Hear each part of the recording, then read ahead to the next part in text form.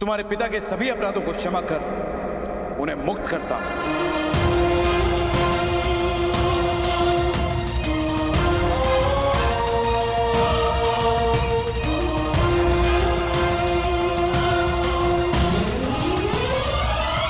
मैं पिताश्री की मुक्ति मांगने नहीं आया हूं महाराज।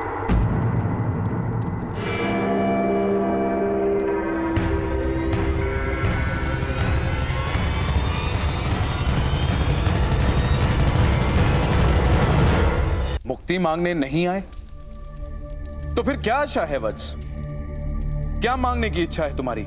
मेरे पिताश्री को मृत्यु दंड दीजिए महाराज।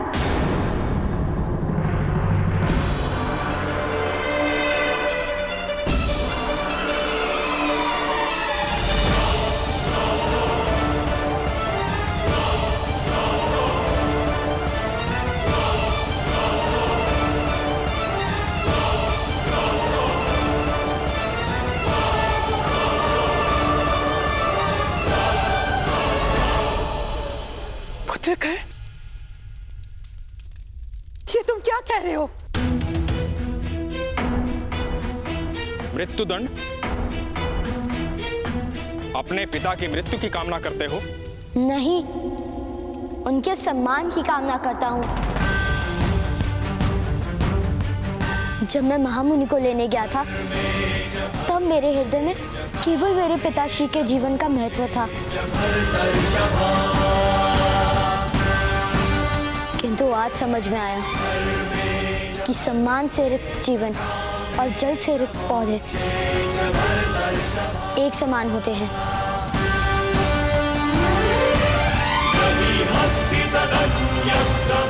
देह अदेह सूख ही जाते हैं। इस आरोप के कारण उनका सम्मान टूटा है। या तो सम्मान पूर्वक जीने का अधिकार दीजिए, अन्यथा मृत्यु दंड दीजिए।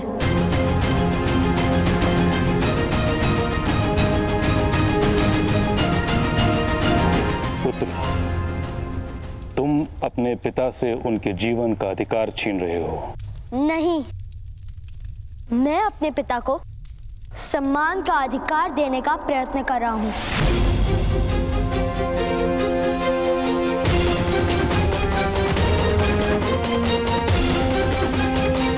क्या तुमने अपने पिता से पूछा कि वो मृत्यु के लिए सज्ज हैं?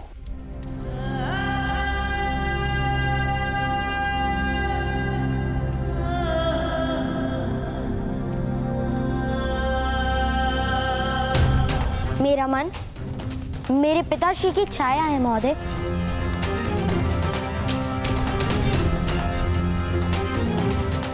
मैं अपने मन को प्रश्न करता हूं, तब उसका उत्तर मेरे पिताश्री देते हैं।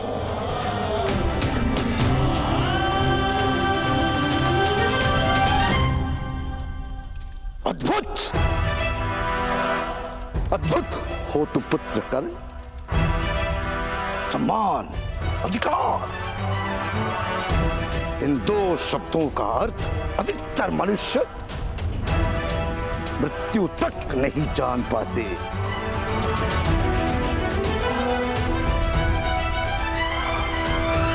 क्या आशा है बालक? मेरे पिताश्री ने उस भुगत ग्राम के कुएं में विष नहीं डाला था।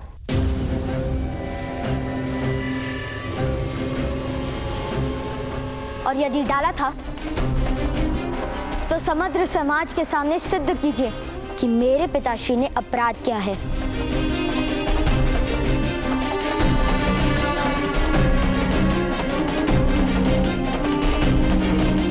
अन्यथा स्वीकार कीजिए कि मेरे पिता को सम्मान का अधिकार है। अपराध का निर्णय प्रमाणों पर आधारित होता है। तुम्हारे पास क्या प्रमाण है कि तुम्हारे पिता ने अपराध नहीं किया? जिसने वास्तव में अपराध किया है वही प्रमाण है कि मेरे पिता निर्दोष हैं।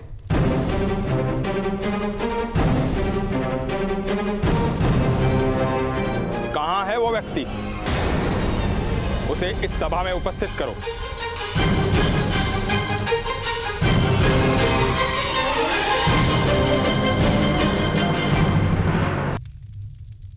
मैं नहीं जानता वो कौन है।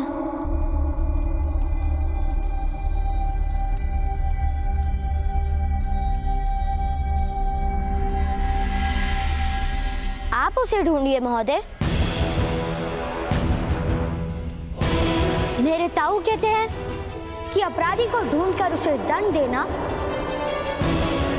राज्य का कर्तव्य होता है।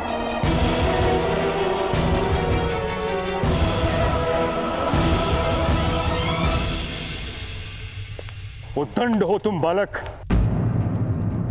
महामहिम, सत्य सदा उद्दंड ही होता है। असत्य को हाथ जोड़ने पड़ते। जीवन दान मांग लो। अधिकार मांगोगे तो तुम्हारे पिता को अवश्य मृत्युदंड प्राप्त होगा।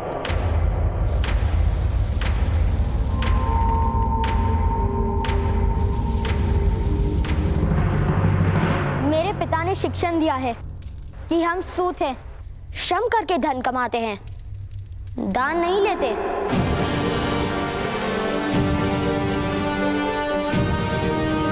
फिर उनके जीवन का दान किस प्रकार ले सकता हूं मैं?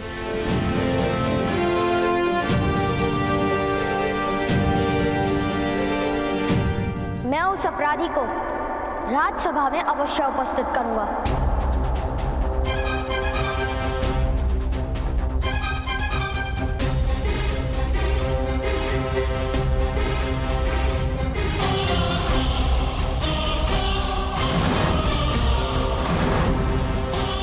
यदि नहीं कर पाए तो मृत्यु अवश्य प्राप्त होगी, फिर दया नहीं दिखाई जाएगी।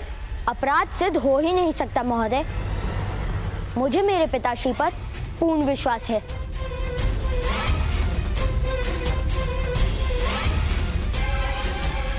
अन्यथा अपराध के विचार से ही उनकी मृत्यु हो जाती। कल प्रातः काल तुम अपराधी को प्रस्तुत करो, अन्यथा तुम्हारे पिता को दंड प्राप्त होगा।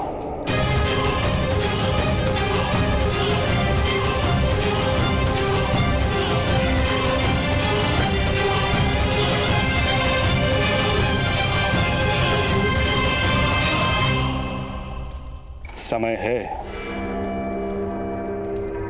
दान मांगो, अधिकार नहीं। मेरे ताऊ कहते हैं कि अधिकार तो ईश्वर देता है, मनुष्य तो केवल उसे स्वीकार करते हैं।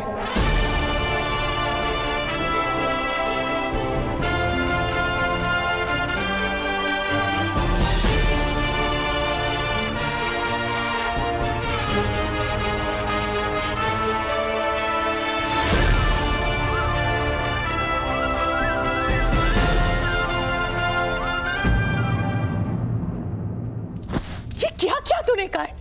क्या विचार करके ऐसा अनुचित वरदान मांगा?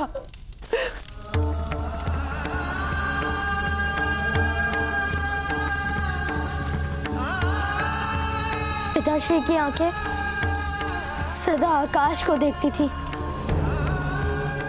भूमि पर गड़ी आंखें मैं नहीं देख पाया माता। ग्रामजनों के शब्दों से जब पिताश्री का अंतर जल रहा था तो मुझे ऐसा प्रतीत हुआ कि समग्र सृष्टि जल रही है। और इसलिए तुमने अपने पिता के लिए मृत्यु दंड मांग लिया? नहीं माता, भ्राताश्री ने सम्मान का अधिकार मांगा है। सम्मान का अधिकार मांगा है? मूर्ख हो तुम दोनों। अरे सूत है हम, कौन सा राजकुल में जन्मे हो जो सम्मान का अभ्यास जीवन भर किया होगा? न्याय मांगने चला, वो भी किससे? उन क्षत्रियों से, ऊंचे वर्ण के समाज से, अरे जो हमें क्षमा तक नहीं करते, उनसे न्याय मांगने चला। विषैले नाक से आलिंगन की आशा कौन करता है? कर, इस तरह तो तुमने जीते जी अपने पिता की चिता जला दी। चिता जला।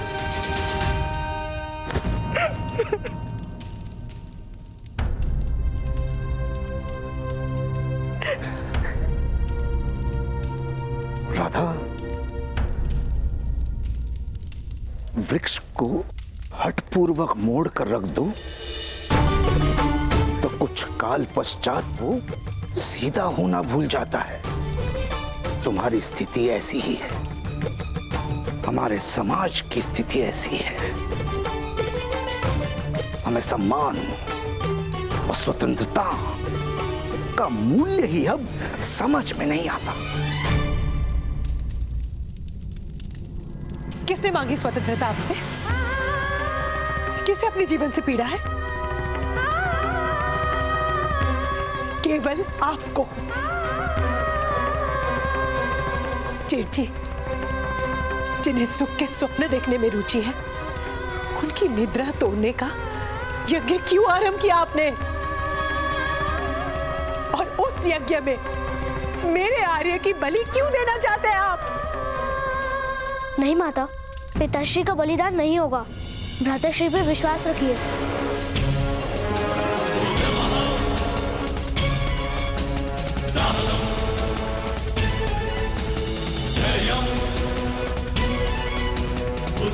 मैं वचन देता हूँ माता, मैं पिताश्री को मुक्त करवा कर रहूंगा और उन्हें मिथ्या सिद्ध करूंगा जिन्होंने हमें न्याय नहीं दिया।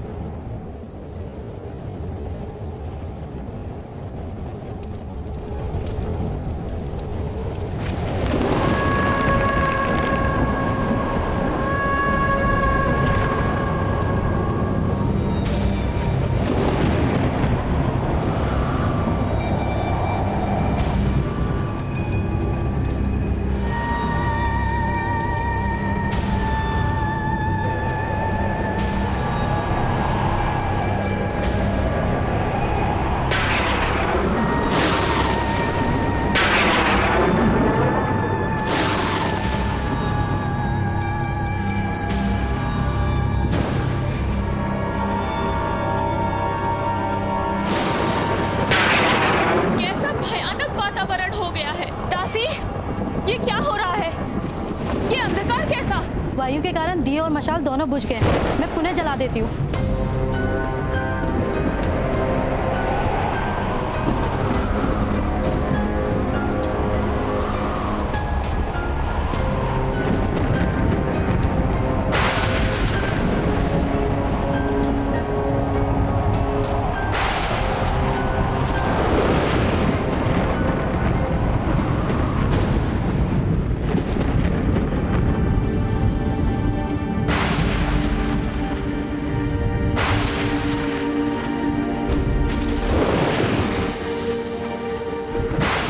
योजना यह है कि जिसने भी उस कुएं के जल में विष डाला है उसे बंदी बनाना होगा। अवश्य ये कार्य ग्राम रक्षक ने किया था, अन्यथा पिताश्री को बंदी बनाकर इतनी पीड़ा क्यों दी उसने? राजसभा में कर्ण के कारण उनका अपमान हुआ था, अवश्य उसी का प्रतिशोध ले रहे हैं वो।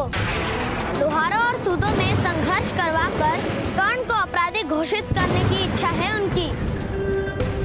यदि ऐसा है तो विष अवश्य उद्यक्ष ने मिलाया होगा। मेरे पिताश्री कह रहे थे कि ग्राम रक्षक के सारे नीच कार्य वही करता है।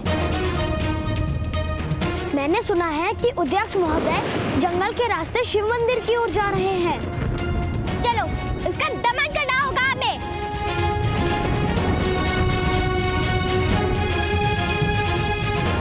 हाँ।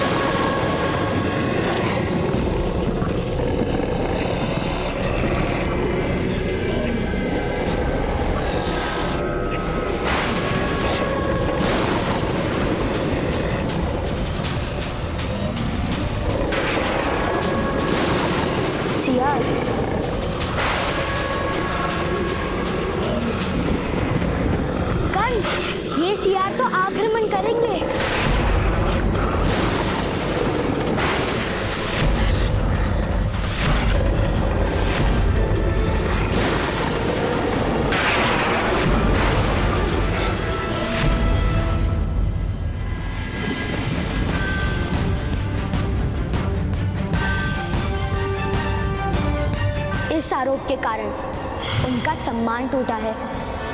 या तो सम्मान पूर्वक जीने का अधिकार दीजिए, अन्यथा मृत्यु दंड दीजिए। अधिकार तो ईश्वर देता है, मनुष्य तो केवल उसे स्वीकार करते हैं। कल्याण हो महामहिम।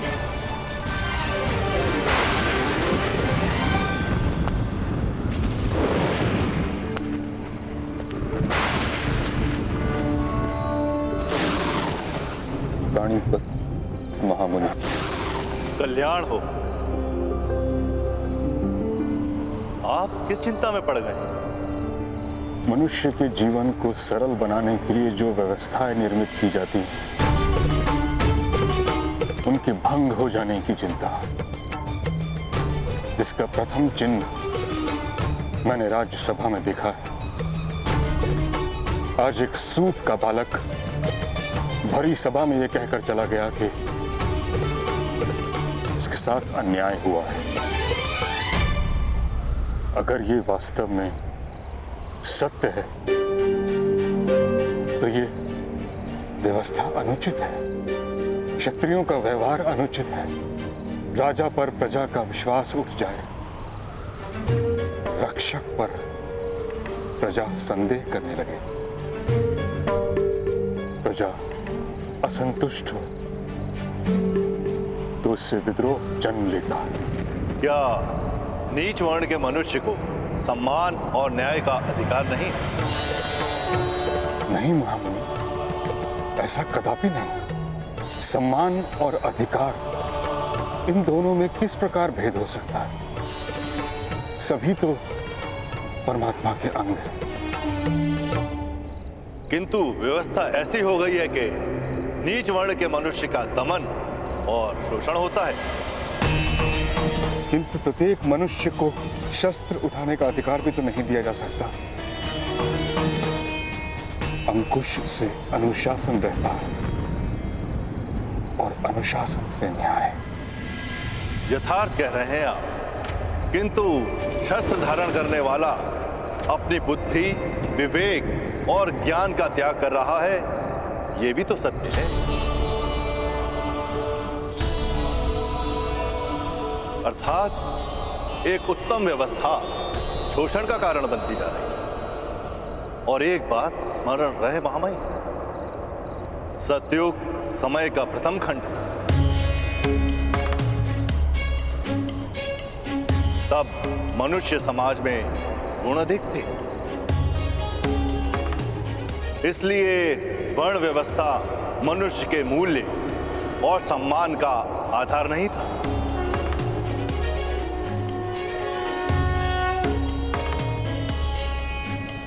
किंतु समय के साथ दुर्गुणों की वृद्धि होती है। त्रेता में ज्ञान समाज के छोटे भाग में सीमित हो गया। द्वापर में सामर्थ्य इसी प्रकार क्षत्रियों तक सीमित हो गया।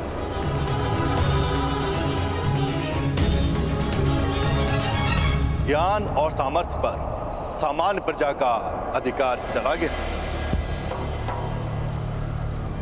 इसी कारण से आने वाले कलयुग में यही व्यवस्था दमन और शोषण का कारण बनेगी।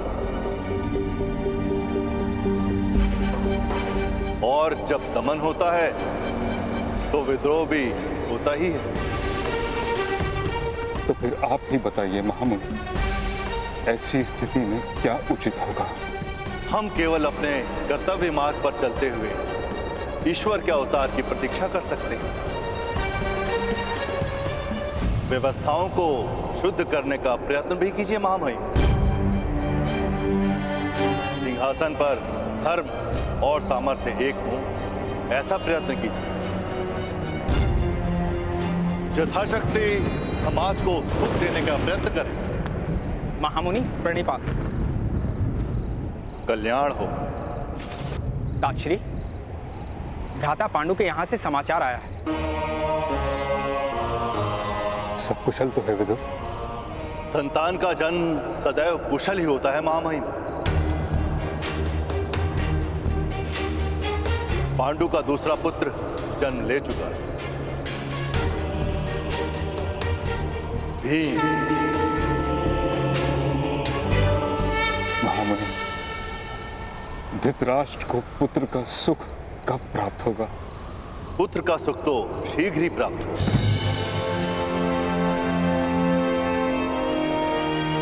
किंतु पुत्र से सुख प्राप्त होगा कि नहीं, ये प्रश्न है।